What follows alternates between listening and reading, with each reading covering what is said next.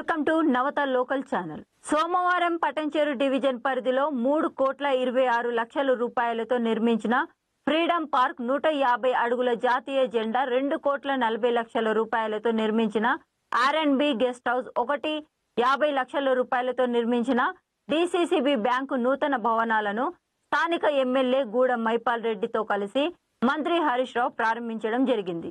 అనంతరం R&B guest house ప్రాంగణంలో ఏర్పాటు చేసిన సమావేశంలో మంత్రి హరీష్ రావు మాట్లాడుతూ, ఒకనాడు కాలుష్య జలాలతో పటంచెరువు ప్రజలు తీవ్ర ఇబ్బందులు ఎదుర్కొనేవారని, నేడు సీఎం కేసీఆర్ నాయకత్వంలో ప్రతి ఇంటికి స్వచ్ఛమైన నీరును అందిస్తున్నామని తెలిపారు. అలాగే బీరంగూడ నుండి కిష్టారెడ్డిపేట వరకు 75 కోట్ల రూపాయలతో 6 కిలోమీటర్ల మేర 100 ఫీట్ల రహదారిని విస్తరించి ప్రజల కలలకు సహకారం చేశామని అన్నారు. ఈ కార్యక్రమంలో రాష్ట్ర finance commission chairman Bhupal Reddy, జిల్లా కలెక్టర్ శరత్, మాజీ ఎమ్మెల్యే సత్యనారాయణ, జిల్లా పరిషత్ వైస్ చైర్మన్ ప్రభాకర్, నియోజకవర్గ ప్రజాప్రతినిధులు, వివిధ శాఖల ఉన్నతాధికారులు, బీఆర్ఎస్ పార్టీ సీనియర్ నాయకులు, కార్యకర్తలు భారీ సంఖ్యలో పార్టీ శ్రేణులు హాజరయ్యారు.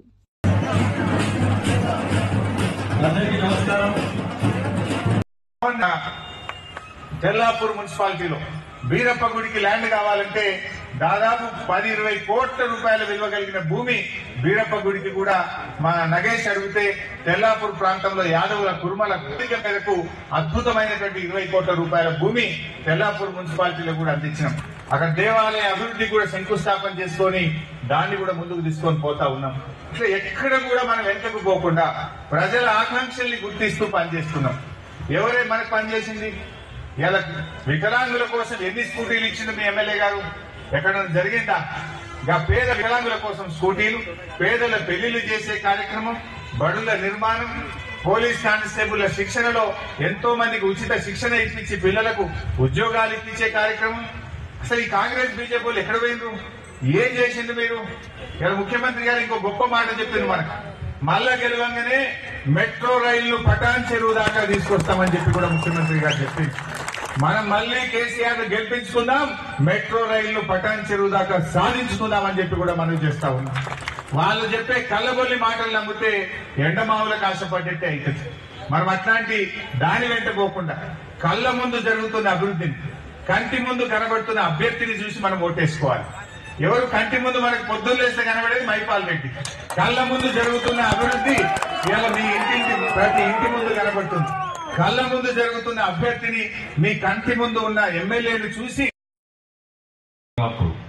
కానీ అనవసరంగా కలెక్టర్ గారు తాళం పెట్టేట్లు ఉంచినాడు. దయచేసి దాన్ని రిలీజ్ చేసే కార్యక్రమం మంత్రి వారు చెప్పినందుకు సందర్భంగా అది రేపు ఎల్లుండో ఆర్డర్ ఇస్తారని కలెక్టర్ గారు కోరుతూ, సమస్యలు ఈ వేదిక మీద సమస్యలు చెప్పాల్సిన అవసరం లేదు.